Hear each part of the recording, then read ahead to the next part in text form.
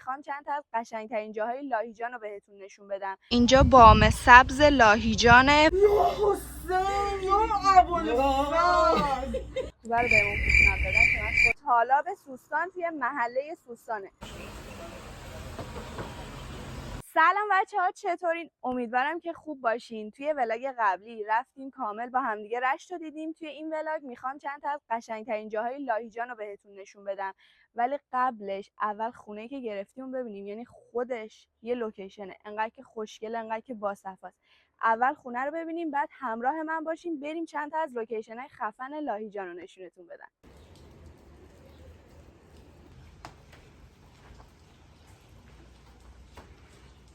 اولین جایی که بهمون پیشنهاد دادن بریم بام سبز لاهیجانه که فکر میکنم خیلی هم معروفه، چون که تقریبا همه گفتن که برید اونجا رو ببینید. یه 10 دقیقه یه رو پیاده اگه بخوایم بیاین. راه یه کمی مسیرش سخته، ولی خب با ماشین که اوکیه، ولی خب مسیر سرسبز و خنکی داره. آقا ما رسیدیم بالای بام. اینجا بام سبز لاهیجانه و من در برابر این همه زیبایی فقط میتونم سکوت کنم.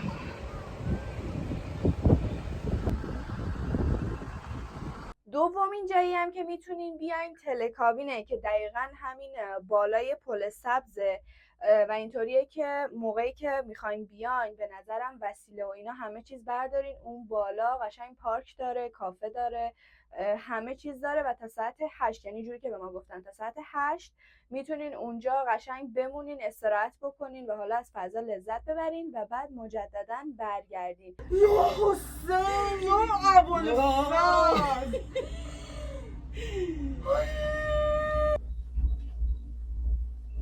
ما اومدیم یه سفره‌خونه نزدیک بام سبز توی لاهیجان، سفره‌خونه سنتی عمو جعفر. درست میگم؟ عمو جعفر. حالا علاوه بر زرش پلو با مرغ، کباب ترش و بادکوبه رو بهمون پیشنهاد دادن که من خودم خیلی خوشمزه بود. یعنی علاوه بر قیمتاشون کیفیت غذاشون خیلی خوبه. اگه اومدین حتما سر بزنین. حالا میخوام بگم که بابام هم هنوز تست نکرده، میخوام بگم اولین بار تست کنه، نظرشو بهمون بگه.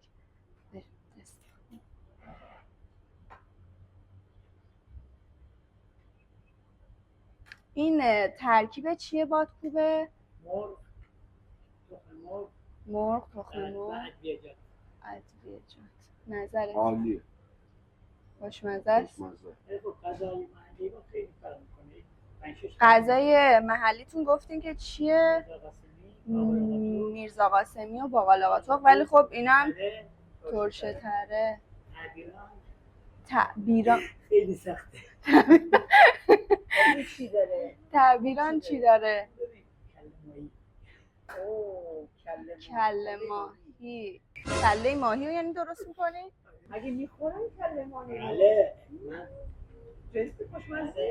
یعنی فقط همونه یا مثلا شاید ترکیب چیز دیگه هم داره؟ مرغ درست میکنن، با گوشت درست میکنن، ولی خب اصلش با میگن برشت یا کله ماهی خورن.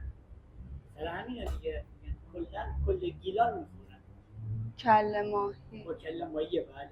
اینجا دریاچه لاهیجانه، دقیقاً روبروی شهرداری لاهیجان به دریاچه لاهیجان معروفه که اینطوری همه میان شبا دور تا دورش قدم میزنن. خیلی خنک و باصفاست.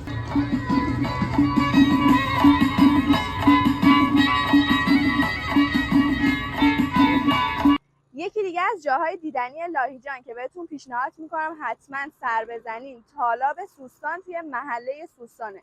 داخل همین لاهیجانه و اونقدر فاصله نداره. به نظرم حتما بیاین سر بزنین. فقط یه چیزی که بومیای اینجا خیلی تاکید کردن این که لطفاً وقتی میاین حواستون به زباله هاتون باشه، چون همه زیبایی های اینجا رو خراب میکنه.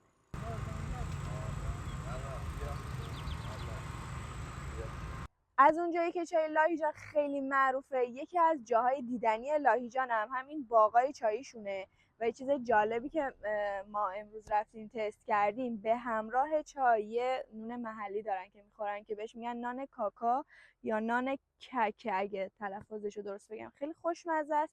به همراه چای میخورن. حالا در ادامه براتون میذارم. اول یکم باغ چای بهتون نشون میدم و بعدش میرم اون نون محلی رو براتون میذارم.